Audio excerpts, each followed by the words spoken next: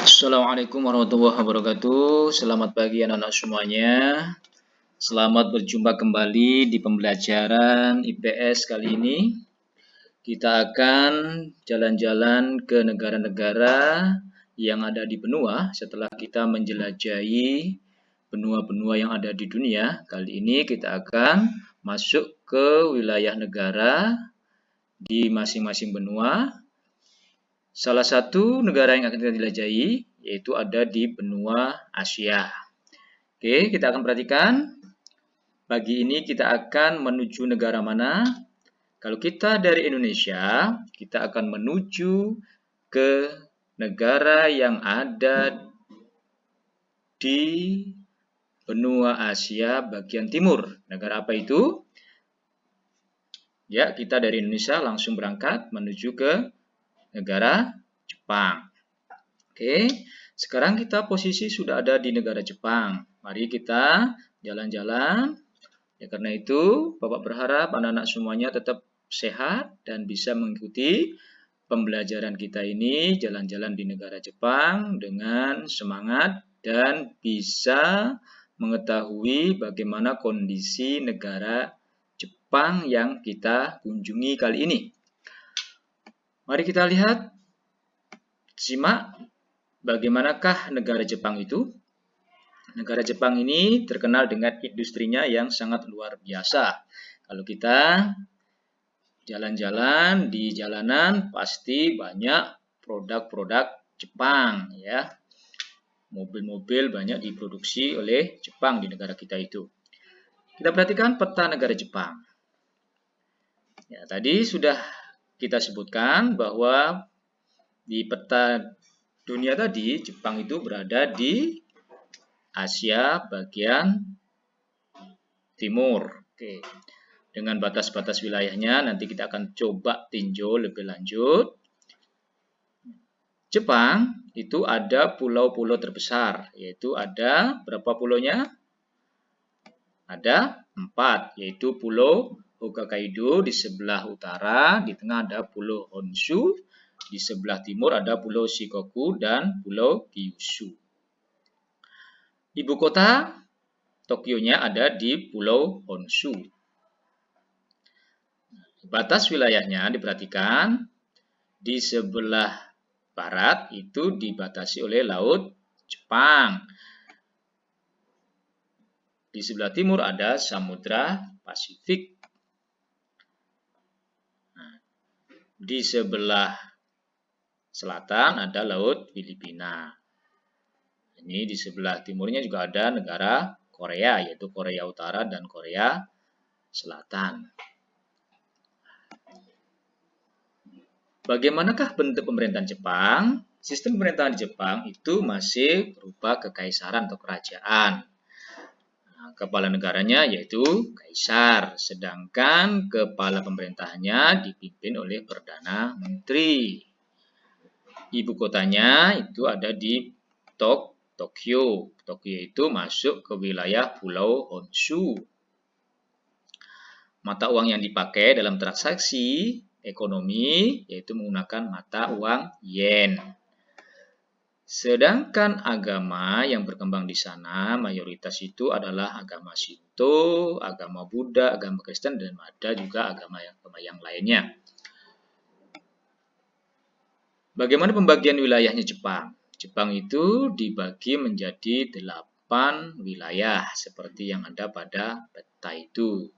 Yaitu paling utara ada wilayah Hokkaido, kemudian ada Tohoku, kemudian ada yang warna hijau, ada warna hijau muda, ada warna ungu, ya, ada 8 wilayah itu. Coba dibaca di petanya masing-masing ya. Nah, dari 4 pulau besar tadi dibagi menjadi 8 wilayah.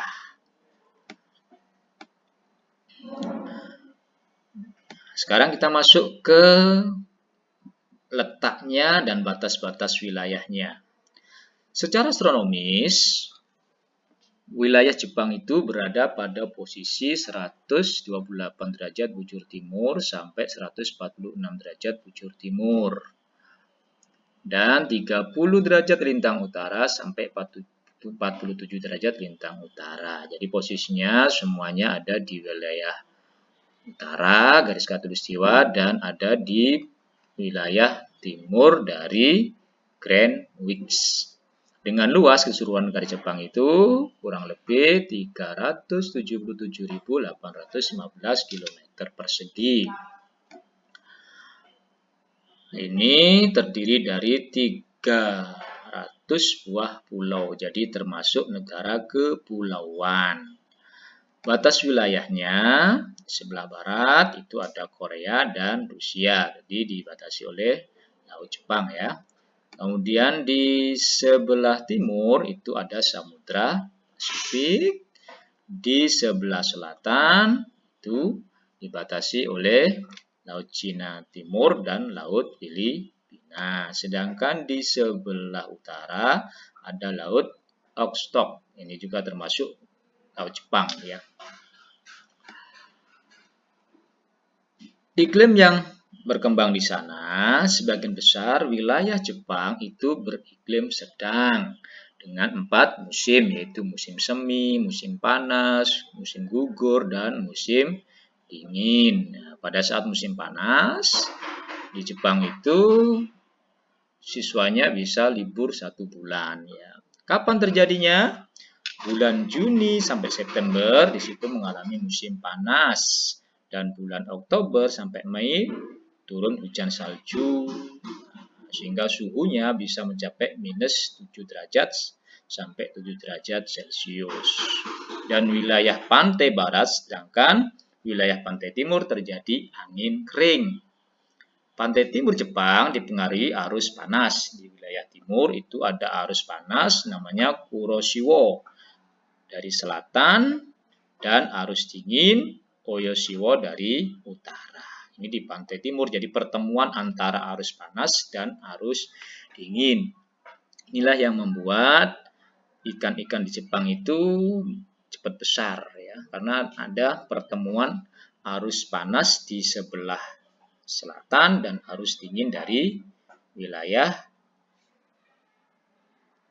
utara. Nah, namanya kalau arus panas tadi disebut dengan istilah Kuroshio. Arus dingin namanya Uyashiwo. Sehingga ikan-ikannya cepat besar dan Jepang terkenal dengan makanan ikan. Sumber daya ikannya banyak. Bagaimana keadaan alamnya? Jepang itu terletak di tepi barat Samudra Pasifik yang merupakan bagian dari cincin api dunia atau Ring of Fire. Nah, wilayah ini berarti banyak gunung-gunung api, 71% merupakan pegunungan. Setidaknya terdapat 192 gunung api tersebar di negara Jepang ini, yang merupakan lanjutan dari pegunungan Sirkum Pasifik. Salah satu gunung tertinggi di Jepang itu adalah Gunung Fuji yang kita dengar nyanyinya Puncak Fujiyama itu ya. Itu adalah gunung api tertinggi di Jepang. Nah, akibatnya apa? Karena merupakan ring fire, maka banyak gunung-gunung aktif di Jepang, gunung api aktif sehingga sering terjadi letusan gunung api. Di samping itu, Jepang juga merupakan pertemuan antara lempeng Asia dan lempeng Samudra Pasifik. Sehingga di Jepang juga sering terjadi gempa. Gempa bumi. Dan juga karena posisinya ada di daerah sedang, juga sering terjadi angin atau badai topan. Bagaimana penduduk di Jepang? Penduduk Jepang itu aslinya bangsa Ainu. Bangsa Ainu itu terkenal dengan sifatnya yang ulet, rajin, disiplin, menghargai karya sendiri, dan bangga terhadap negaranya sendiri. Sehingga Jepang tumbuh menjadi negara industri yang luar biasa. Walaupun Jepang ini kalau dilihat kondisi alamnya termasuk yang tidak memiliki sumber daya alam yang melimpah. Tetapi karena sifat bangsa Ainu itu yang rajin, udah disiplin, menghargai karya sendiri sehingga bisa menjadi salah satu negara superpower di Asia. Pendapatan per kapitanya itu 28.220 US dollar per kapita, per orang per tahun. Hasil pertanian hanya 16%. Ini karena wilayah, kalau kita menganggapnya karena di situ banyak gunung vulkanik, ya wilayahnya kita menganggap subur, padahal di situ masih banyak hutan-hutan yang tidak digunakan untuk wilayah pertanian. Jadi hasil pertanian hanya 16%. Apa yang dihasilkan? Beras, gandum, kedelai, sayuran, dan buah-buahan, serta ulat sutra. Peternakan sapi menghasilkan susu. Perikanan di perairan yang sebelah timur, yang dipengaruhi oleh tadi, ya, arus laut panas, Kuroshio, dan arus dingin, Hiroshima. Ini luar biasa perikanannya. Pertambangan. Jepang merupakan negara yang miskin barang tambang, sehingga kebutuhan barang tambang didatangkan dari negara lain, seperti minyak, gas bumi, batu bara, biji besi, tembaga, timah, seng, belerang, batu kapur, dan gipsum. Semuanya itu didatangkan dari negara-negara lain untuk menunjang industri yang ada di Jepang. Sehingga Jepang bisa menghasilkan barang-barang elektronik, mobil, mesin-mesin, ya luar biasa. Perindustrian. Kemampuan orang Jepang dalam ilmu pengetahuan dan teknologi dapat bersaing, sehingga industri yang dihasilkan mempunyai kualitas yang baik. Produk perindustrian Jepang seperti elektronik, bahan kimia dasar, tekstil, industri berat, dan otomotif. Otomotifnya sudah merajai di wilayah benua Asia, bahkan di luar benua Asia. Jepang ya luar biasa. Nah, sekarang kita masuk ke tempat-tempat wisata di Jepang, biar sebelum kita pulang nanti tahu paling enggak beberapa tempat yang kita kunjungi. Mari kita masuk. Ya, ini apa namanya ini ya?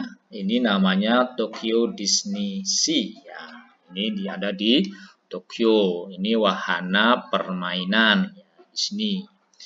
Di situ kita bisa menikmati fasilitas yang ada di Disney Sea.